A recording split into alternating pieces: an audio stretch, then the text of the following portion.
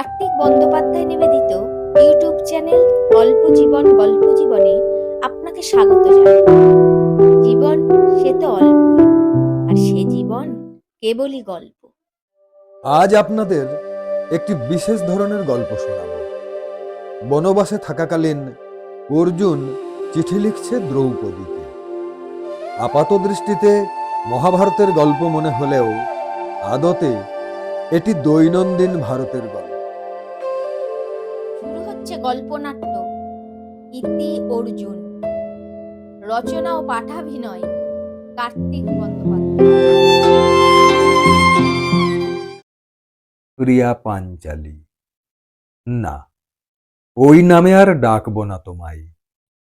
যদিও পাঞ্চালী শব্দটা আমার ভারী পছন্দের, হৃদয়ের তন্ত্রীতে ঝংকার তোলে।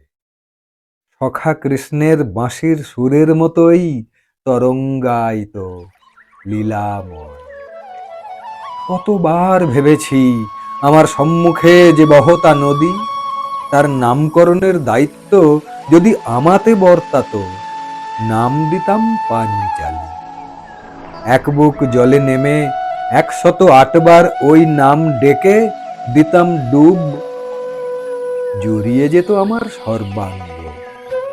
তোমার আপত্তি যখন ওই নামটাতেই, তবে না হয় থাক।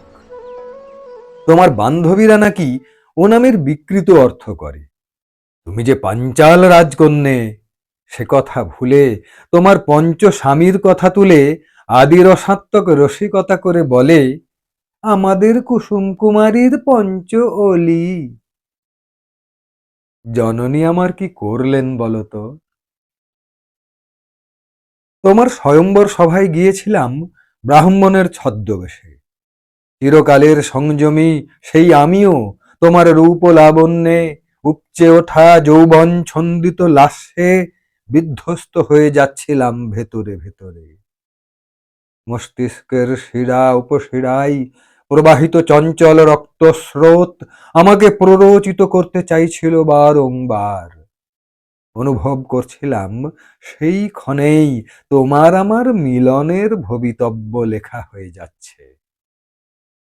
উপস্থিত রাজন্যবর্গ, রাশি রাশি মণিমুক্ত ভারাক্রান্ত অভিজাত গম্ভীরতার কাছে আমি নিতান্তই দীন। তবু আমি নিশ্চিত ছিলাম তোমার আমার চার চক্ষুর শুভ দৃষ্টিতে। আমি জানতাম যেন তুমি আমারই হবে। তোমারও একান্ত অভিপ্সা তাই জানান দিচ্ছিল। জগৎ সংসার ভুলে, রাজত্ব ব্রত শাস্ত্র ভুলে তখন তোমাতেই বিভোর আমি।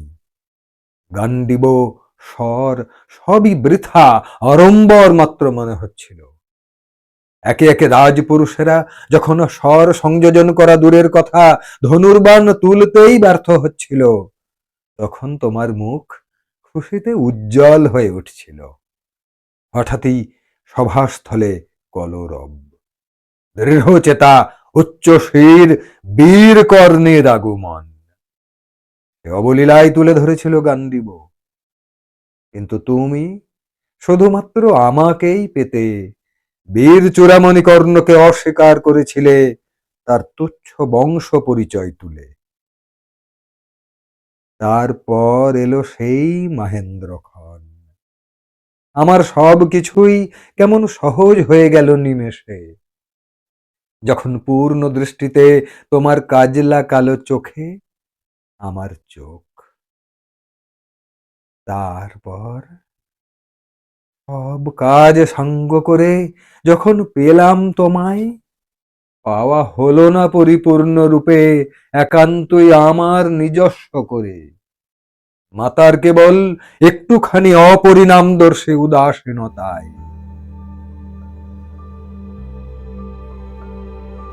প্রিয়া, আর যে সইতে পারি না।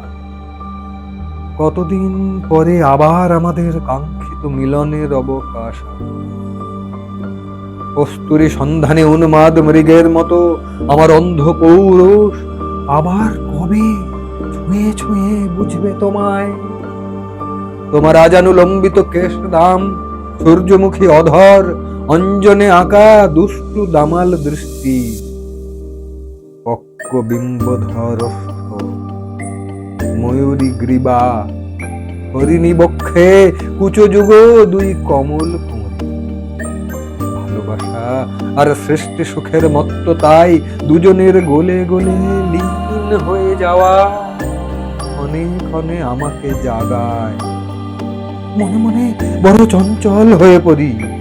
টুকরো টুকরো সুখের সেই সব ক্ষণস্থায়ী আলো জলের দাগের মতো মিলিয়ে যায়, রেখে যায়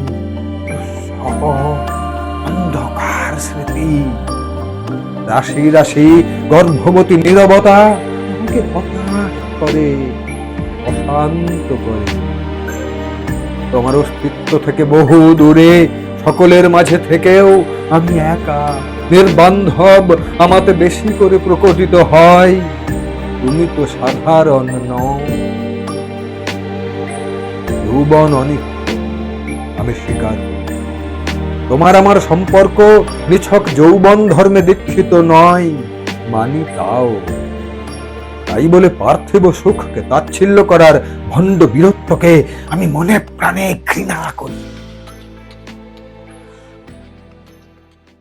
অরণ্যে একটা শিমুল গাছের সন্ধান পেয়েছি জানো, তার কণ্ঠকে দাগ দিয়ে দিয়ে আমি দিন গুনছি। বেচারি শিমুলও আমার বিরহে সমব্যথী। অসময়ে রক্ত ছড়িয়ে সে রাঙিয়ে তুলেছে নিজেকে আমারই বিনোদনে। ওই রক্ত শিমুলের পাপড়িতে ঠোঁট রেখে তৃষ্ণা মেটাতে গিয়ে আমি মরীচিকার কবলে পড়েছি। চিত্রাঙ্গদাকে আমি সত্যি ভালোবাসতে পারিনি। উলুপি, সুভদ্রা, কাউকে না, কাউকে না। সবার মাঝেই কেবল পরিভ্রমণ করে বেরিয়েছি তোমাকে খুঁজতে চেয়ে। শরীর মন এক করে অবাধ্য অশ্বের দুরন্ত গতিতে ছুটে যেতে চেয়েছি শুধু তোমার দিকে। ভালোবাসার দিব্যি, আমার সঞ্চিত সব আবেগ, আমার হৃদয়েশ্বরী দ্রৌপদী তোমার জন্যে। না না না, দ্রৌপদী নামেও ডাকবো না তোমায়। দ্রৌপদী নামের সঙ্গে অনুষঙ্গ হয়ে ঝরে পড়ে আপদ দুঃশাসনের নাম। ওহ, আবার সেই যন্ত্রণা, কিছুতেই ভুলতে পারি না আমি। প্রকাশ্য রাজসভায় তোমার লাঞ্ছনার সেই লজ্জা, কীট সম দুষ্কৃতি দুঃশাসন, রজস্বলা তোমাকে চুলের মুঠি ধরে টেনে আনলো সভা মধ্যে, কুৎসিত ইঙ্গিতে তোমার আঁচল ধরে দিল টান। নিজ ক্ষমতা সম্পর্কে সম্পূর্ণ সচেতন আমি পাষাণের মতো শীতল হয়ে রইলাম, নিশ্চল দাসত্ব শৃঙ্খলে বন্দী হয়ে। মধ্যম পাণ্ডব বরাবরই স্থূল প্রকৃতির, তার স্থূলতাই আমি দোষ দেখি না। বজ্রসম সেই ভীমসেনী যথার্থ স্বামীর মতো রুখে দাঁড়িয়েছিল সেদিন। বিপুল আস্ফালনে পান করতে চেয়েছিল লম্পটের বুকের রক্ত, গদাঘাতে ভেঙে দিতে চেয়েছিল দুর্বিনীত দুর্যোধনের উরু। কিন্তু এ কোন মুখ বধির অন্ধ কৌরবদের দেখলাম আমি, যারা নারীদের সম্মান জানাতে জানে না, তারা নিতান্তই দুর্ভাগা, বিনাশে তাদের অন্তিম ভবিতব্য। আমার পরাজিত নির্বাক চোখের ভাষা তুমি বোঝো, আমি জানতাম। জ্যেষ্ঠকে অসম্মানিত করতে পারিনি আমি, নিজের সঙ্গে নিজের লড়াইয়ে ক্ষতবিক্ষত হয়েছি। প্রতিবাদী মন বলতে চেয়েছে ধর্মপুত্রের একই মতি ভ্রম, পাশার নামে এ কোন খেলা শুরু করেছেন তিনি। নিছক শখের বসে তার যে খেলা, তার জন্য আমাদের সকলকে কেন এত মূল্য চোকাতে হবে? ধনরত্ন আপেক্ষিক, কিন্তু অদক্ষ হাতে কূট বুদ্ধিধর শকুনির দ্বারা প্ররোচিত হলে তুমি, তুমি না ধীমান? তার উদ্দেশ্য প্রণোদিত খেলা খেলা যুদ্ধে তোমাকে কিনা লড়ে যেতে হবে স্ত্রী সন্তানের বিনিময়েও, কোন মহান সত্য পালনের অঙ্গীকারে? দ্রুপদ কন্যাকে তিনি তো জয় করেননি, সে একান্তই তাঁর বশীভূত নয় জেনেও আমাদের সম্মতি ব্যতি রেখে তার দ্রৌপদী পণ শত সহস্র বৎসর লজ্জা চিহ্ন হয়ে জেগে থাকবে জগতে। সেটা অবহিত নন ত্রিভুবন বিস্মৃত ধার্মিক? আমি শেষ পর্যন্ত বিশ্বাস রেখেছিলাম তোমার প্রজ্ঞায়। তোমার আকুল আহ্বানে সাড়া দিয়ে নারীত্বের চরম অপমান থেকে শুধু তোমাকে নয়, রক্ষা করেছিল মহান ভারতকে পাঞ্চজন্যধারী এক প্রেমিক। যথার্থ প্রেমিকই তো রক্ষা করতে পারে দেশকে, জাতিকে, সমগ্র জগৎকে। তোমার ব্যক্তিত্বের প্রতি, তোমার দূরদৃষ্টির প্রতি ভরসা আমার চিরকালের। নইলে এত কিছুর পরেও, যথেচ্ছ সুযোগ পেয়েও ধৃতরাষ্ট্রের কাছে তুমি চেয়ে নিলে কেবলমাত্র পঞ্চপাণ্ডবের দাসত্ব মুক্তির প্রতিশ্রুতি। অনুতপ্ত মহারাজ ধৃতরাষ্ট্র তোমাকে শান্ত করতে, হয়তোবা প্রায়শ্চিত্ত করতে তোমাকে আরো আরো অনেক কিছু দিতে চেয়েছিল, কিন্তু তুমি সে সবই প্রত্যাখ্যান করেছিলে বিনীত অহংকারে। উপরে খুশি হলেও অন্তরে বিস্মিত হয়েছিল কৌরবকুল। কোন কোন নির্বোধ নিশ্চিত ভেবেছিল কি বোকা তুমি। মেরুদণ্ডে শিহরণ বয়ে গিয়েছিল স্বয়ং ধৃতরাষ্ট্রের। শঙ্কিত অন্ধ মহারাজ বোবা চোখে তাকিয়েছিলেন তোমার মুখপানে। কি ছিল তোমার ডাগর দুই চোখে? ওসব কথা বরং থাক এখন। বলো, কেমন আছো? বাতাসে মৃদু মন্দ বসন্তের পরশ, কুহু রবে মত্ত অরণ্যানি। নয়ন মেলে একবার চেয়ে দেখো অম্বরে, আমি উড়ে বেড়াচ্ছি অনিকেত শ্বেত বলাকা হয়ে। ওষ্ঠপাত দুফোঁটা বৃষ্টি হয়ে ঝরে পড়ছি। আলুলাই তো তোমার কাজল মাখা কেশ দামে মুখ রেখে আমি বেঁচে থাকার স্বাদ নিতে চাই প্রাণ। আমার উষ্ণ উপস্থিতি এতক্ষণে নিশ্চয়ই তুমি টের পাচ্ছ। ঘ্রাণে ঘ্রাণে মেখে নিচ্ছ আসরির অনুভবে। এক কাজ করলে হয় না প্রিয়া? নির্বাসন ছিন্ন করে দুজনে পালাই কোথাও, যেদিকে প্রাণ চায়। জগৎ, সংসার, আত্মীয়, বান্ধব, বন্ধন, কেবলই মায়া বন্ধ।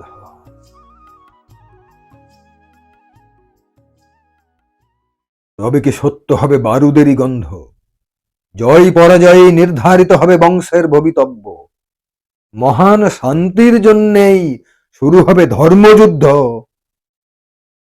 মাঝে মাঝে মাঝে মাঝে নির্জনে বিষাদ ভরা অন্তরে গান্ডীব নামিয়ে রেখে বাসুদেবকে বলে ফেলি, চারদিকে রণদুন্ধুবি, সাজো সাজো রব, রথে রথে প্রস্তুতি মগ্ন সওয়ারি, যুযুধান লাল চক্ষু। সখা সখা কাজ নেই এই যুদ্ধে, বন্ধ হোক এই যুদ্ধ যুদ্ধ খেলা। যারা যারা সম্মুখে আজ তারা তো আমারই জ্ঞাতি, জ্যেষ্ঠ কনিষ্ঠ, বন্ধু ভাই আত্মীয় স্বজন। যত অক্ষৌহিনী সেনা নেমেছে চারধারে, তারাও তো কারো পিতা, স্বামী অথবা সন্তান। কেবল হননের আয়োজন। আত্মীয়ের শোণিত ধারায় স্নাত হবে বলে উন্মুখ শুষ্ক রুক্ষ কুরুক্ষেত্র বদ্ধ ভূমি। না প্রিয়, এ পাপ ধন সম্পদে আমার কোনো মোহ নেই। ক্ষুদ্র তুচ্ছ রাজত্ব চাই না আমি। পথে পথে মাধুকরি করে খাবো, সেও ভালো।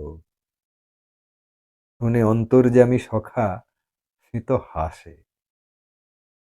আমি আরো বলি, তুমি না প্রেমের দেবতা, চরাচর জুড়ে তবে এত হিংসা কেন? স্নেহ, প্রেম, দয়া সবই তাহলে মিথ্যা মায়া? তুমি পারো না এর নিবারণ ঘটাতে? সখা আবারও হাসে, বলে, যে হাতে আমি গোপিনীদের বস্ত্র লুকিয়েছি, সেই হাতেই বস্ত্র জুগিয়াছি কৃষ্ণাকে। যে শঙ্খনাদকে তোমরা মঙ্গল ধ্বনি বলো, সেটা পঞ্চজন অসুরের গর্দান ভেঙে গড়া। তোমাকে আর এক রূপ দেখাতে বাকি আছে পার্থ, দেখো তবে বিশ্বরূপ।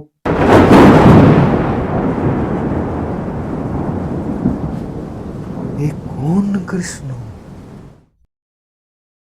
শত সহস্র সূর্যের তেজ যার কাছে ম্লান, জল স্থল অন্তরিক্ষের যত কিছু শুভাশুভ ধারণ করে যে জন, তাকে কিনা অধম আমি সখা বলে ডাকি, ব্যঙ্গ রসিকতা করি তাঁর সঙ্গে, ধরিতে রমিপাত করতে যাই চরণে তাঁর। পুরুষোত্তম শ্রীকৃষ্ণ আমাকে বুকে টেনে নেয়, আর ঠিক তখনই আকাশে বাতাসে ধ্বনিত হয় সেই অমোঘ দৈব বাণী, যদা যদা হি ধর্মস্য গ্লানির্ভবতি ভারতম অভ্যুত্থানমধর্মস্য তদাত্মানং সৃজম্যহম। পরিত্রাণায় সাধুনাম বিনাশায় চ দুষ্কৃতাম ধর্ম সংস্থাপনার্থায় সম্ভবামি যুগে যুগে। না, মনে আর কোনো দ্বিধা দ্বন্দ্ব নেই, নেই কোনো সংশয়। আমার তৃতীয় চক্ষু খুলে গেছে, যে চোখে দেখছি কৃষ্ণ বর্ণিত সকলেই আসলে মৃত। আমি উপলক্ষ হয়ে গান্ডীব হাতে দাঁড়িয়ে আছি যুদ্ধক্ষেত্রে। তুমি দেখে নিও, তোমার লাঞ্ছনার কারণে আমার হাতে কুরু বংশ ধ্বংস হবে, বলে বৃথাই আমি অর্জুন। প্রিয়া কৃষ্ণা, না, এ নামটা আমার সখার জন্যই তোলা থাক, বরং আজ তোমায় যাজ্ঞ সেনী ডাকি। উচ্চারণে গব্য ঘৃত আর ধুনার গন্ধে ভরে যায় মন বিশ্ব চরাচর। কিন্তু না, এই পবিত্র গন্ধের বুকে বিরাজ করছে আজ সব দেহের নির্যাস। তোমার প্রকৃত নাম অপ্রকাশিতই থাক। আলো ঝলমলে রাজধানীর রাজপথে কিংবা অট্টালিকার ঠান্ডা কোনো ঘরে অথবা নির্জন প্রান্তরে কৌরবেরা যখন চূড়ান্ত অপমান আর নির্যাতনে ক্ষতবিক্ষত করছিল তোমাকে, পাণ্ডবেরা ছিল চেতনার দাসত্বে বন্দী, মথুরা ছিল বড্ড দূরে, আমি ছিলাম সম্পূর্ণ একা, অভিশপ্ত, সামান্য এক নর, ধনুর্বাণহীন। তোমাকে রক্ষা করতে পারিনি। দামিনী, না, তিলোত্তমা, না না, নির্ভয়া, ক্ষমা করো।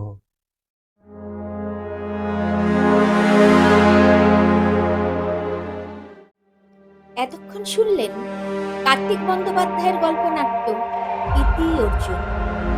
অল্প জীবন গল্প জীবনে নানা রঙের কাহিনী শুনতে চ্যানেলটিকে সাবস্ক্রাইব করার অনুরোধ জানাই। ভালো থাকবেন, ধন্যবাদ।